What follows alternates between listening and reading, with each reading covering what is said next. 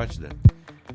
E eu fui fazer algumas manobras que eu aprendi com o Cremonese nesse simulador e o simulador reconheceu as manobras que eu estava fazendo, inclusive com a variação da respiração do paciente.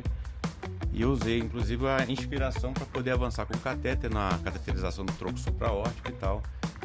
Mas o mais interessante foi que o simulador conseguiu perceber uma manobra fina que eu estava fazendo. Então aquilo ali me encantou de uma forma assim, impressionante. Eu falei assim, nossa, como isso aqui pode ser vantajoso no treinamento médico dos intervencionistas.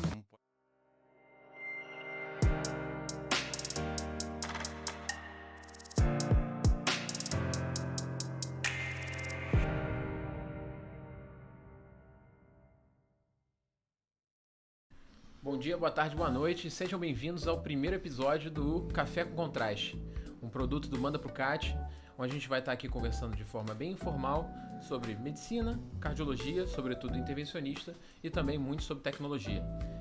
É com imenso prazer que a gente vai estar inaugurando esse nosso programa.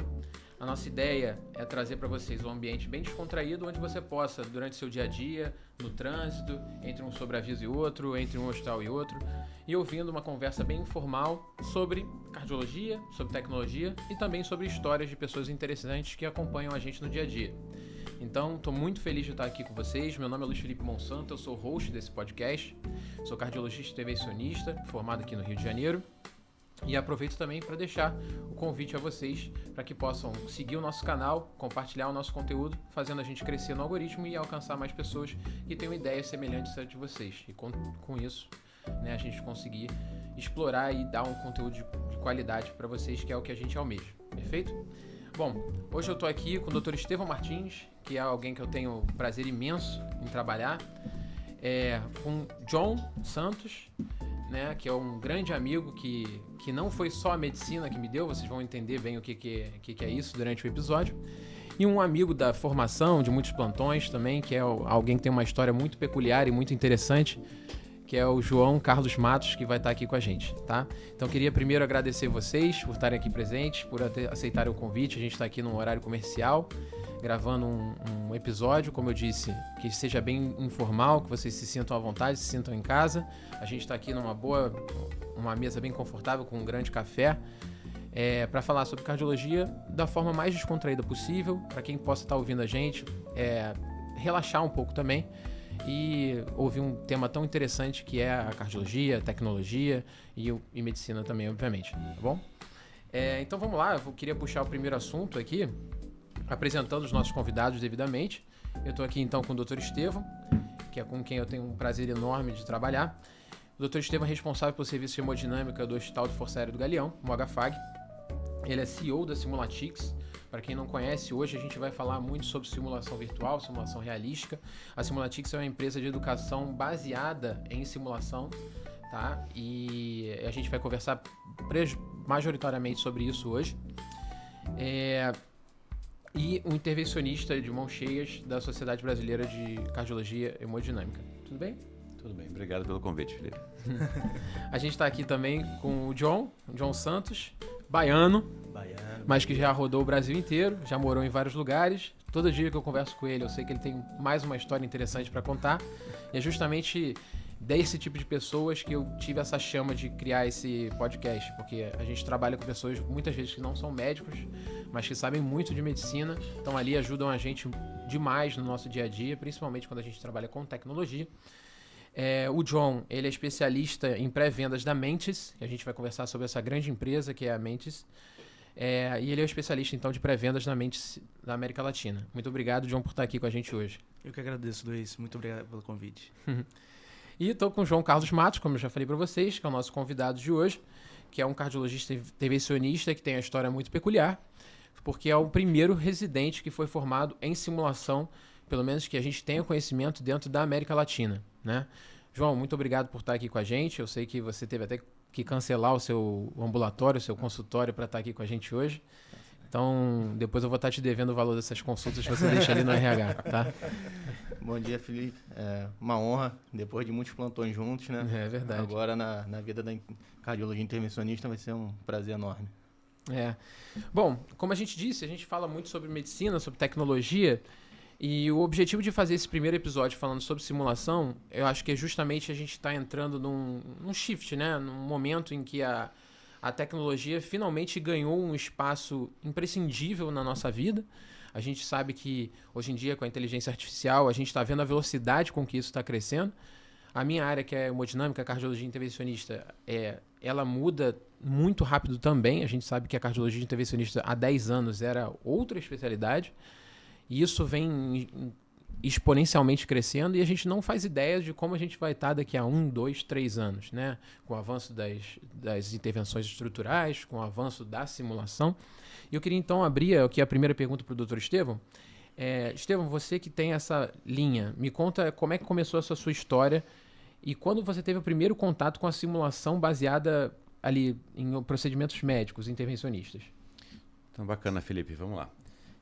Tudo começou em 2016. Né? Eu estava organizando, junto com o Maurício, ajudando a organizar o curso de intervenções endovasculares lá em Belo Horizonte. E uma das tarefas que eu fiquei encarregado foi justamente conseguir o simulador, porque a gente sabia que existia um simulador, a gente não tinha experiência e que algumas pessoas estavam se propondo a fazer essa educação. E foi quando eu conheci um amigo do John, o Renan, e ele me apresentou o simulador aqui no Rio de Janeiro, em 2016. E ele me apresentou o simulador e eu fui fazer um caso de uma angioplastia de carótida nesse simulador. E eu tinha feito o fellow em 2017, 2018 lá na Itália com o Cremonese, que é assim, o papa da carótida. E eu fui fazer algumas manobras que eu aprendi com o Cremonese nesse simulador e o simulador percebeu, reconheceu as manobras que eu estava fazendo, inclusive com a variação da respiração do paciente. E eu usei, inclusive, a inspiração para poder avançar com o catéter na cateterização do tronco supraórtico e tal. Mas o mais interessante foi que o simulador conseguiu perceber uma manobra fina que eu estava fazendo. Então aquilo ali me encantou de uma forma assim impressionante. Eu falei assim, nossa, como isso aqui pode ser vantajoso no treinamento médico dos intervencionistas, como pode poupar pacientes assim de pessoas tão inexperientes ainda começando e reconhecer movimentos tão finos. Então eu fiquei pensando, como não usar essa ferramenta para refinar, né? Tanto para iniciar o intervencionista a fazer o procedimento, como também para refinar a técnica dos cardiologistas mais experientes. Então aquilo ali foi a grande paixão que eu comecei com simulação em 2016, Felipe. Pô, você vê, a gente estava falando como que a tecnologia cresce de forma rápida, né? É uma tecnologia que ele teve contato em 2016, com certeza de lá para cá a experiência que ele teve já cresceu muito, né? E pra gente, que é intervencionista, a gente sabe como é que é meticuloso, né? O contato, o manuseio dos catéteres, né? E como é que a gente até em primeiro momento era cético em relação a isso, de pô, será que ele vai realmente ter aquele feeling do que eu tô gerando horário? Vai ter aquele torque semelhante ao que a gente sente dentro de um corpo humano, né? Mas aí a gente chegou num ponto, né? Num grau hoje em dia, né? De simulação tão importante que você vê que, assim, o céu é o limite, né? A gente não tem limites para que cresça essa tecnologia. A gente não consegue, na verdade, hoje prever em que nível a gente vai chegar, né? Inclusive, eu queria chegar nessa outra pergunta também, que é algo que eu sempre tenho dúvida, que você já me falou algumas vezes, que existem vários tipos de simulação, né? Sim. A gente às vezes fala, simulação virtual, então conta pra gente, assim, o que é cada um desses, né? A gente sabe que existem vários conceitos, né? Então, conceitualmente, como é que funciona a simulação? Virtual, realística, metaverso, tudo isso que a gente tem hoje em dia. Então, eu costumo dividir, né, Felipe, em dois grandes grupos. Simulação virtual é uma coisa que não existe, né? Uma coisa virtual, e a simulação realística. A simulação realística vai desde aqueles modelos de ressuscitação cardiopulmonar, que a gente vê isso muito com enfermagem, com parte médica e tal, mas também a simulação realística em procedimentos endovasculares, que você vai fazer com modelos secos, que não tem nenhum fluxo, aquela bancada que você vai trabalhar com o modelo, com os seus materiais, e depois a simulação com o modelo mais avançado, que é o modelo de fluxo, que ali você inclusive consegue injetar contraste e vai cateterizar um tronco supraórtico, buscar um trombo lá na cerebral média, etc. Radiopaco, exatamente. E esse é o bloco da simulação realística. Um outro bloco que eu gosto muito é a simulação virtual. Então, existe o paciente virtual, que foi um termo cunhado, né, pelo Renan. Eu estava ajudando com ele lá em 2016 também, que você vai trabalhar com paciente virtual. Existem várias formas de você trabalhar com paciente virtual. Existe o simulador, que tem a parte áptica, que o John vai falar isso para a gente, que tem 3 sensores. Os sensores vão reconhecer o movimento dos catéteres, fio guia e tal. E isso vai ser transportado para a tela. Então você vai ver a manipulação do seu catéter exatamente como você vê numa angiografia, num lab de hemodinâmica. Então essa é a simulação virtual que a gente tem falado bastante. Agora existe uma outra simulação no qual você consegue botar óculos e tá vendo a realidade atual e um pouco da realidade virtual. Tá? Que você é um misto. Você tem uma fusão das duas coisas. Tem uma fusão das duas coisas e a outra que é totalmente imersiva, que é o metaverso, que você vai fazer a simulação em um outro ambiente que realmente não existe, mas que está no metaverso. Então são esses 2 grandes grupos com cada uma vertente da simulação. Acho que fica mais fácil para entender. É tanta simulação, né, Felipe? Não, e dá para ver que o Dr. Estevão ele é apaixonado por isso, né? E aí eu acho que ele não se contentou simplesmente com a simulação virtual, digamos assim, e aí ele começou a transpor barreiras em transformar isso em modelos 3D, né? Isso é algo que eu vou planejar mais um episódio, já deixo o convite para você, já fiz esse convite também para as outras pessoas que vão participar, né? O próprio Dr. Rômulo Varela, o Dr. Heron e tal, que hoje em dia trabalham muito com isso aqui no Rio de Janeiro. E hoje em dia a gente consegue, através da captação de imagens com exames, né, fazer modelos reais, né, em escala normal, em escala real de um paciente, e aí, antes de intervir num paciente, a gente consegue prever essas cirurgias e ver as dificuldades, possíveis dificuldades anatômicas e clínicas, né, dentro de modelos 3D, né? E o Estevão já tem trazido isso pra gente com muita frequência. Falando agora um pouco da empresa, assim, você, John, como é que foi o seu primeiro contato com simuladores? Isso foi muito interessante. Eu trabalhava já com material cirúrgico, eu vendia stents para o time da Neuro. E a gente vai falar muito sobre o Renan, que acredito, né? Que o Renan é o pilar. Se ele estivesse aqui na mesa, ele estaria aqui no meio. Então, um grande abraço pro Renan que está aqui com a gente. Eu vou botar aqui uma montagem com o Renan. Eu vou botar uma foto do Renan Cancisu. E acabou que ele foi com a Sociedade Brasileira de Neuro fazer um evento lá em Belém. Eu morava em Belém na época. E a pessoa que estava com ele, o pai teve Covid na época e não pôde ir. Eu fui assessorar o Renan. E quando eu vi o simulador lá, eles estavam fazendo uma prova de título, não uma prova de título, eu estava treinando para a prova de título ali, que hoje a prova de título é feita no simulador. Olha só que interessante isso, né? É validado por uma sociedade. Sim. O treinamento, né, e a certificação dos seus especialistas com a simulação. Então, a que nível a gente chegou? Né? Isso foi em 2022, né? Na pandemia não tinha como fazer cirurgia em pacientes, estava tudo voltado para o Covid. Então, o simulador ajudou muito a manter a mão dos médicos ali, os residentes que não tinham mais aquele paciente que tinha diariamente, né? E a gente voltou conversando, falando sobre amenidades, e eu acho... Pô, o Renan é meu irmão. A gente teve uma sinergia muito boa. Eu perguntei, Renan, como é que eu faço para trabalhar numa empresa como essa? Assim, eu já estava buscando muito, eu falo muito sobre energia, eu estava buscando muito isso já do começo do ano, em trabalhar com educação e saúde. Mas qual foi a sua formação principal? Eu sou formado em marketing. Então, para você ver, quando a gente conversa, a gente estava no Congresso Brasileiro lá em Fortaleza, e eu estava expondo, né, essa ideia do café com contraste, e isso me chama uma atenção assim absurda, que às vezes a gente está ali na sala de hemodinâmica, aí vem um fornecedor, vem conversar com a gente, e vocês têm assim uma formação muito heterogênea, né? É impressionante isso. E isso chega num nível de vocês estarem ali presentes com a gente e acompanhando os procedimentos, da gente ter uma confiança real de estar com vocês ali e falar assim como eu estava com você ontem, e a gente estava vendo um procedimento, e aí eu falei, cara, John, você entende tanto de intervenção de neuro, né, que você já tá nesse... Pô, dá uma opinião pro cara, vê se ele precisa de alguma ajuda, porque isso é verdade. Vocês têm um know-how por conta dos milhões de casos que vocês participaram. Eu tenho, a minha equipe participa de um número X, né? Vocês são escaláveis em relação a experiência de procedimentos, né? Então você é formado em marketing. Sou formado em marketing. E aí nisso você estava formado em marketing, aí você foi vender material médico. Eu queria ser propagandista, o pessoal que puxa mochilinha na época, acabou que não consegui entrar por ser neófito, por nunca ter entrado na área.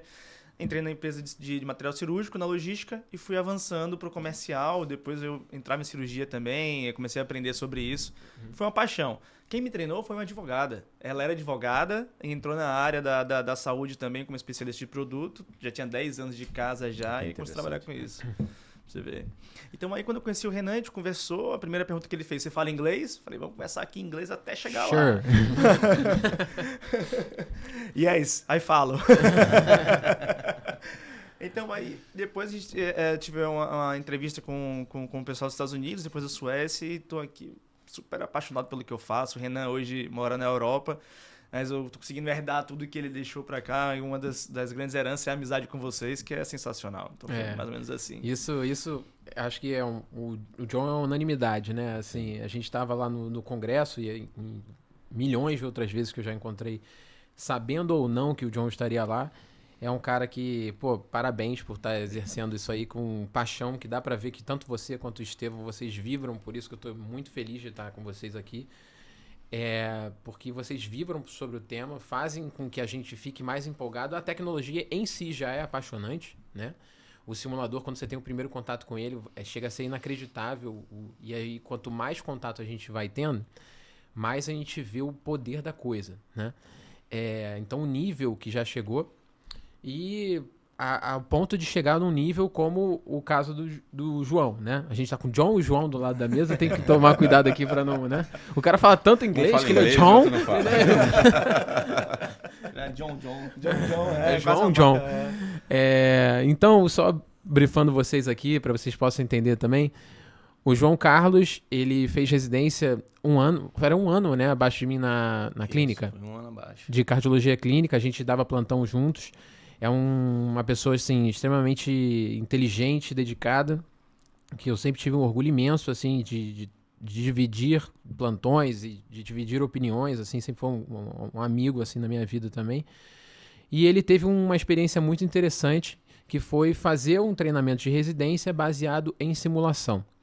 Como é que foi a sua experiência com os simuladores? Assim, você acha que isso foi importante na sua formação hoje, que você é cardiologista intervencionista, e eu tenho muito orgulho de falar isso.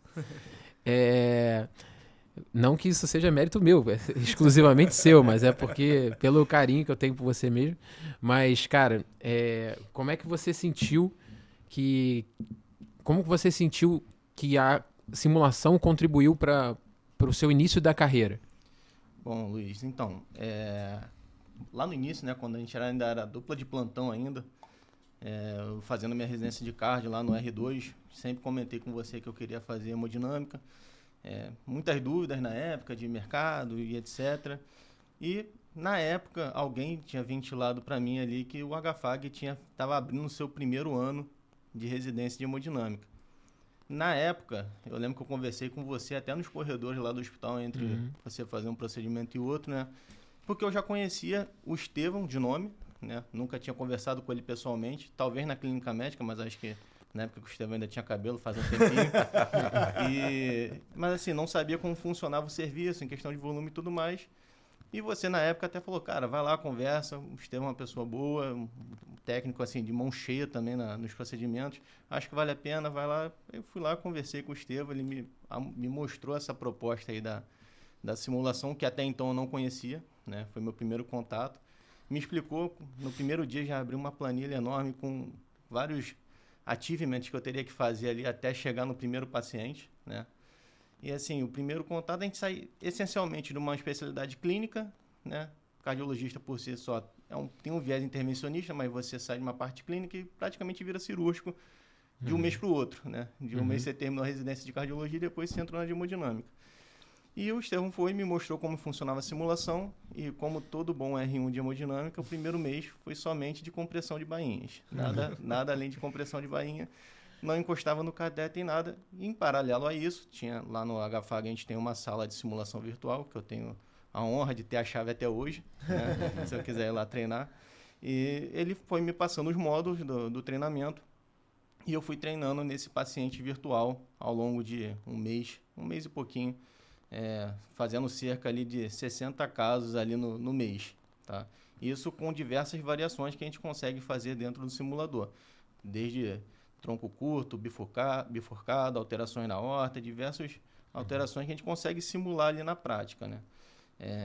E aí, depois desse mês de treinamento exaustivo, a gente fez o experimento ali do Estevão comigo, sendo o primeiro residente dele do serviço e acredito sendo submetido a essa metodologia de simulação, o primeiro paciente, o Estevão, ele não entrou em campo, ele só se aparamentou e ficou de braço cruzado do meu lado enquanto eu fazia desde o acesso até o exame completo.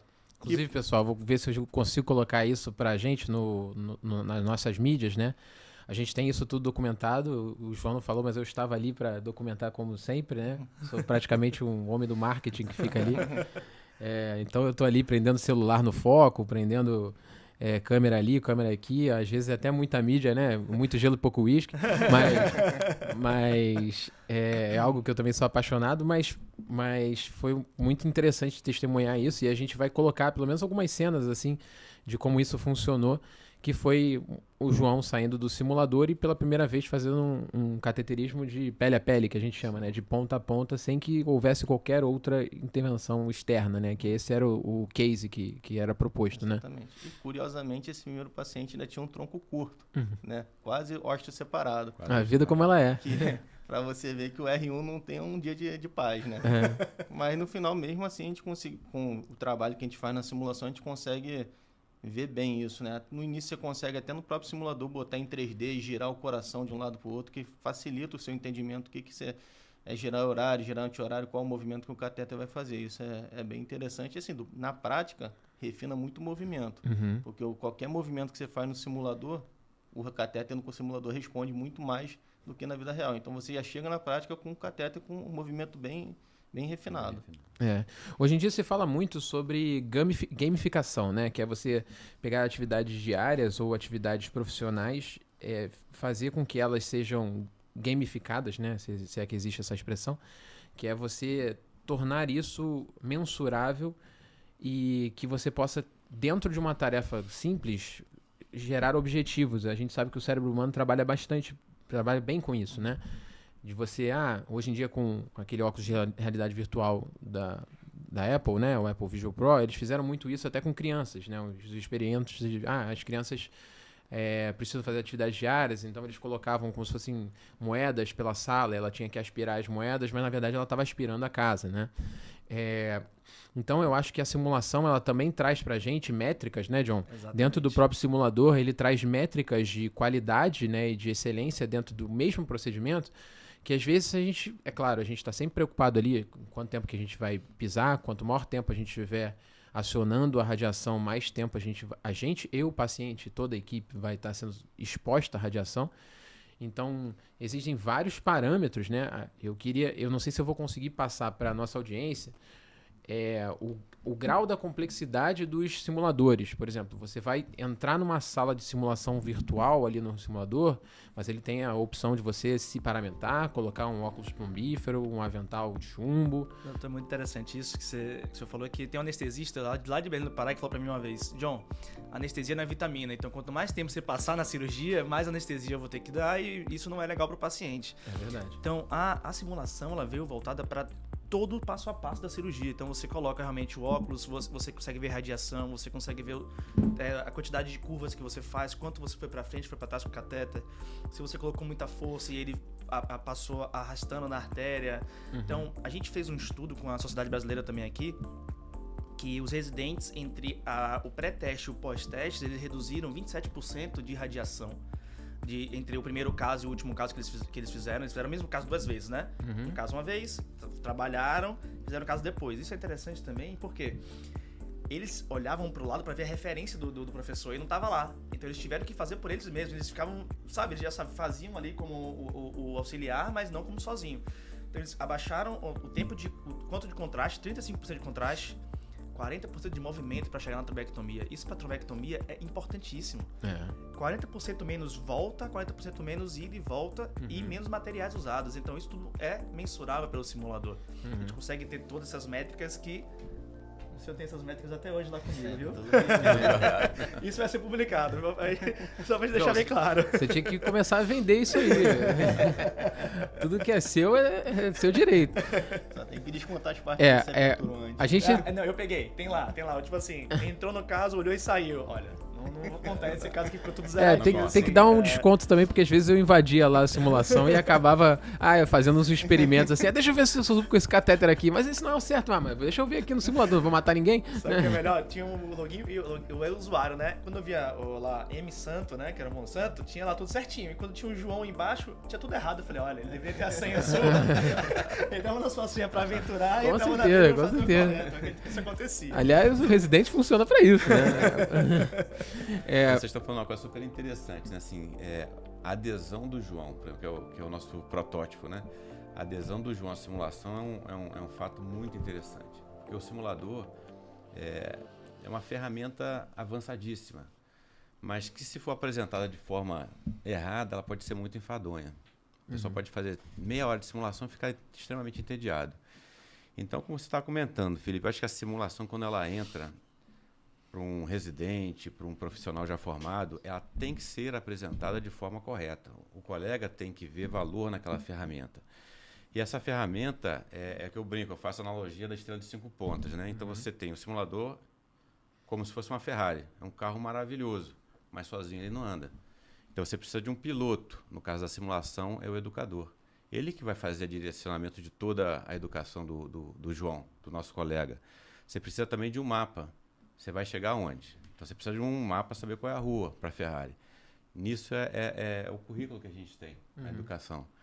Precisa saber onde você vai chegar, que é o seu destino. E ali é a mesma coisa que o objetivo educacional na simulação. Então você quer chegar aonde? Ele quer pegar aptidão em quê? Determinado aspecto. E por último, você tem que botar aquele simulador num ambiente adequado, que seria as ruas asfaltadas para aquela Ferrari. Você não vai botar uma Ferrari off-road. Vai dar ruim, né? Como diz o pessoal. Então, são essas 5 vertentes que você tem que botar o simulador dentro de um currículo.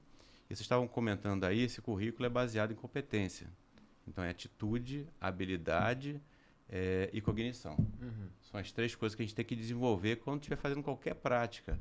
Então, você chega assim, se você vai falar, comprei um simulador, estou feliz da vida, pode ser um grande problema na sua vida. Se você não tiver um piloto, se você não tiver um currículo, não tiver um objetivo educacional e um formato para aquilo ali seja adequado. E aí você consegue fazer uma adesão como o João. Eu comecei a fazer os casos com ele, né, João? Foi. E depois do 3º, 4º caso, eu já deixava ele sozinho. Isso. Então, ele viu o valor naquela ferramenta de aprendizagem, ele viu o valor e ele não só via valor, como ele ficava nervoso também. A gente fica nervoso quando a gente faz um caso. Um caso de infarto, que a artéria está fechando, um caso de trombectomia mecânica, que você tem que abrir rápido, um caso de TAV, de implante percutante de válvula aórtica, tem que acelerar o coração.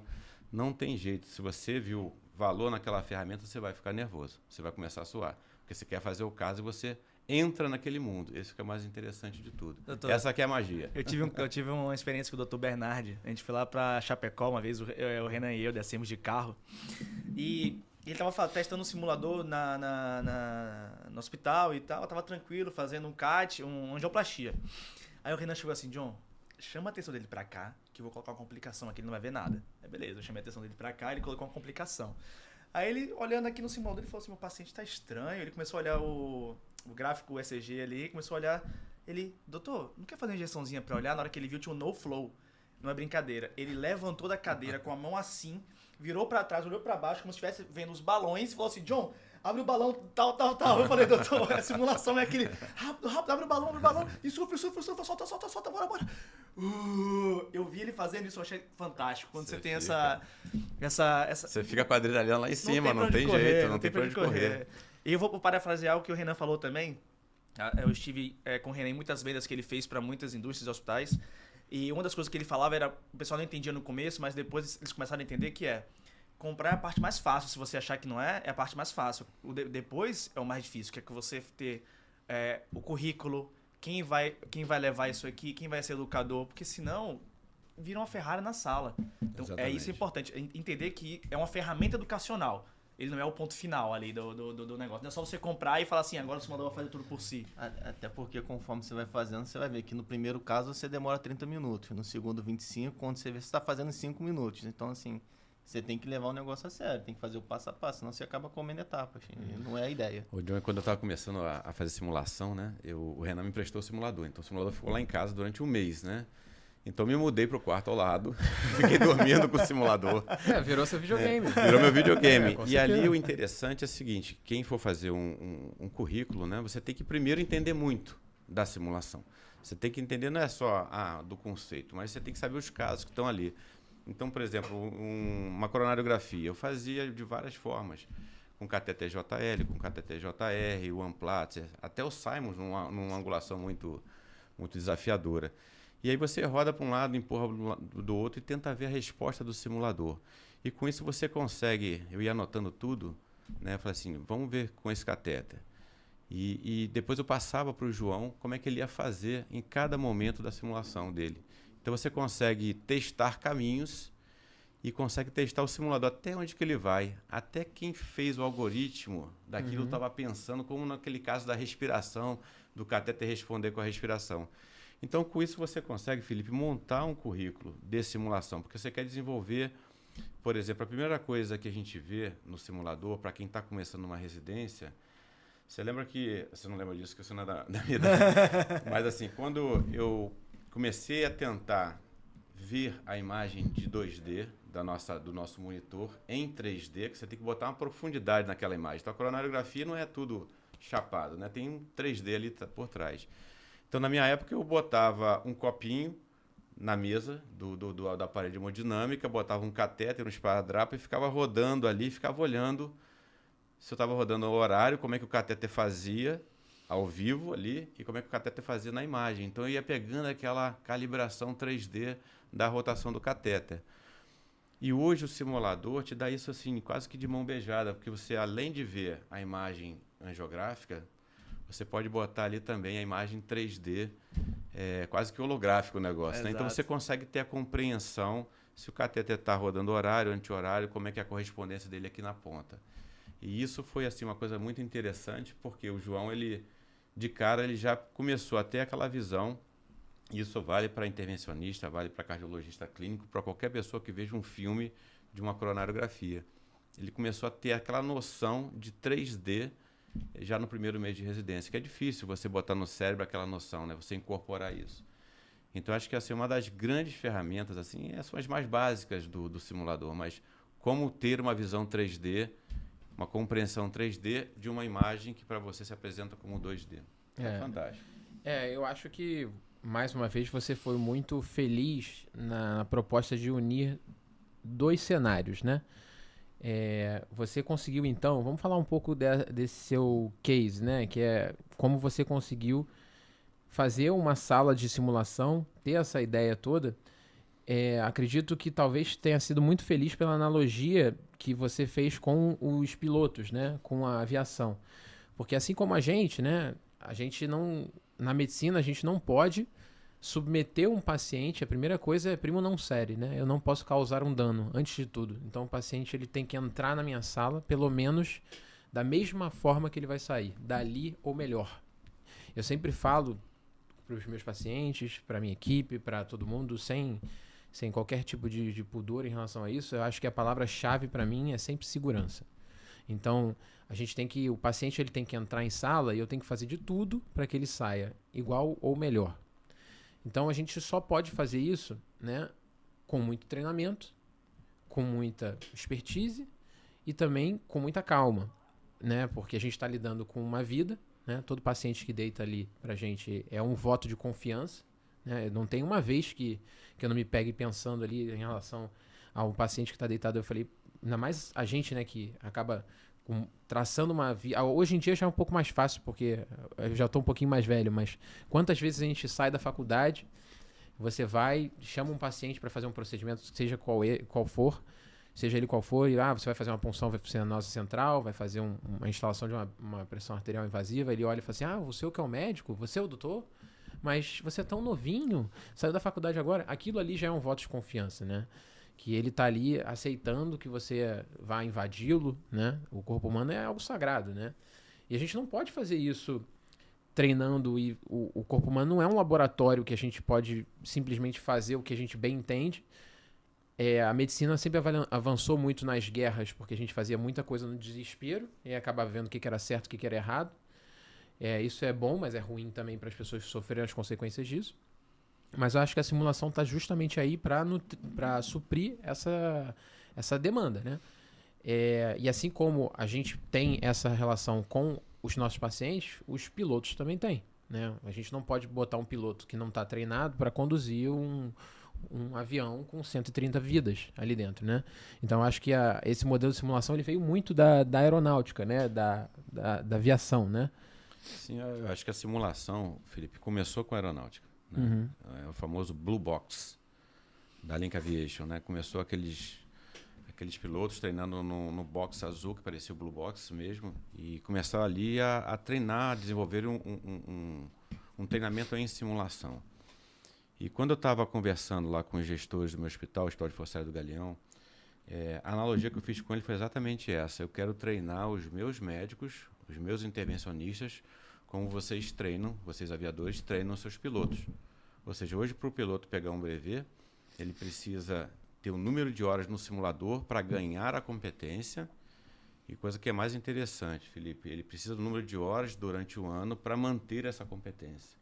Então você vê como é que a simulação na aviação está muito mais na frente do que a nossa.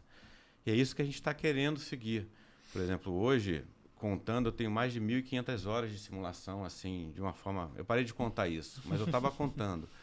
Eu acho que vai chegar um dia que a própria educação em intervenção, ela vai ser contada em número de horas também. Quanto você tem de número de horas em simulador para ganhar aquela competência e quanto número de horas você tem para manter aquela competência.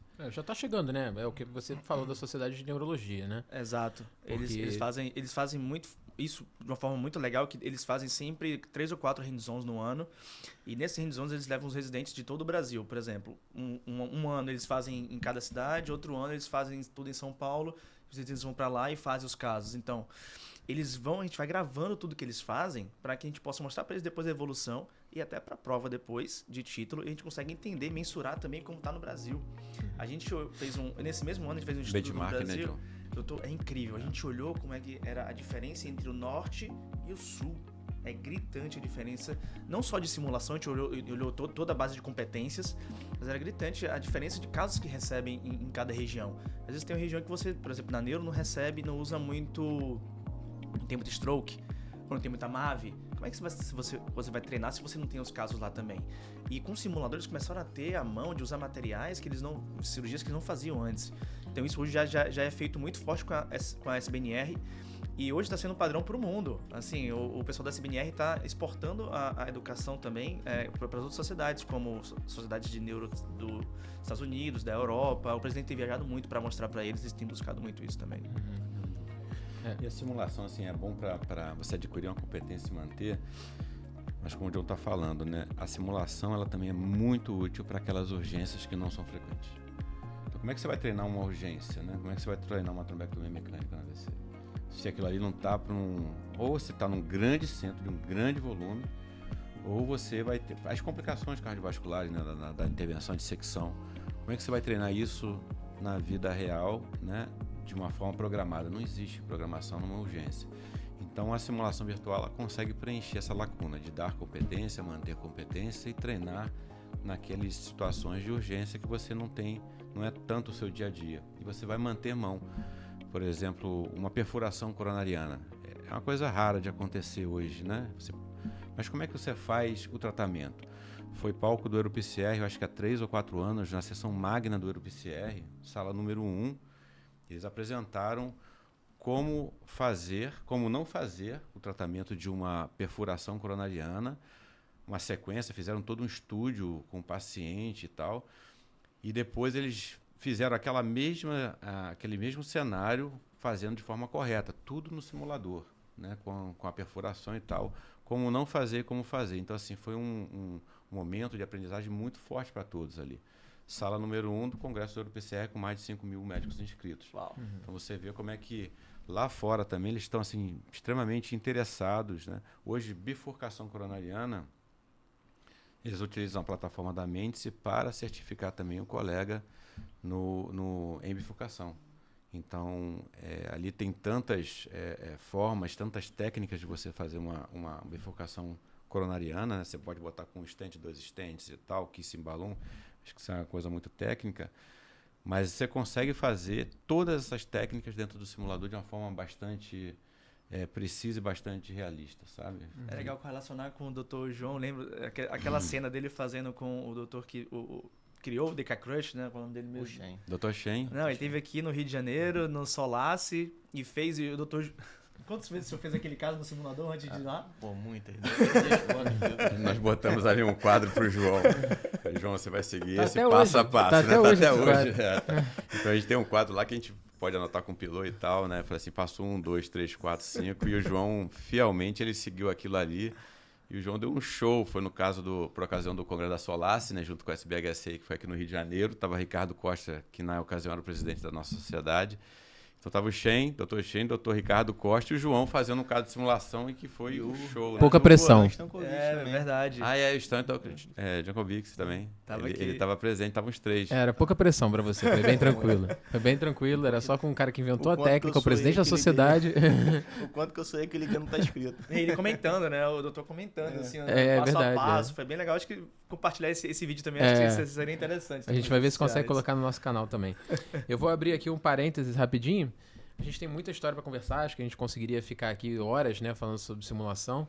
A ideia é justamente essa. Queria encerrar esse primeiro episódio aqui rapidamente, para que a gente possa, no segundo, trazer esse conteúdo para vocês também. E aproveitar, né, para você que acredita no nosso canal, sejam os nossos colaboradores, nossos patrocinadores, você que acredita também, para que a gente possa manter essa ideia viva, né, esse coração pulsando. Então, quem tiver interesse em expor novas tecnologias, aqui é um canal aberto para todos. Quem quiser trazer o seu produto, trazer a sua tecnologia, a sua história também, esse é um espaço. A gente tem um portfólio para parceiros, né? Então, fiquem à vontade, é só entrar em contato com a gente ou pelas nossas mídias sociais, YouTube, Spotify, Instagram, ou mesmo por e-mail, que é o cafécomcontrast.podcast@gmail.com. A gente vai ter um prazer em analisar a proposta de vocês e é uma casa aberta para todos que têm uma cabeça pensante aí para colocar algo fora da curva, né? A gente aqui conversando sobre cardiologia, vidas, tecnologia, num ambiente, como eu disse, informal. Então, queria agradecer vocês. Aí a gente vai fazer um pequeno break aqui para a gente poder ir para a nossa gravação do nosso segundo episódio, que a gente vai lançar em breve aí nas nossas plataformas. Então, muito obrigado. Vamos fazer um pequeno intervalo e vocês acompanhem aí no próximo episódio do Café com Contraste.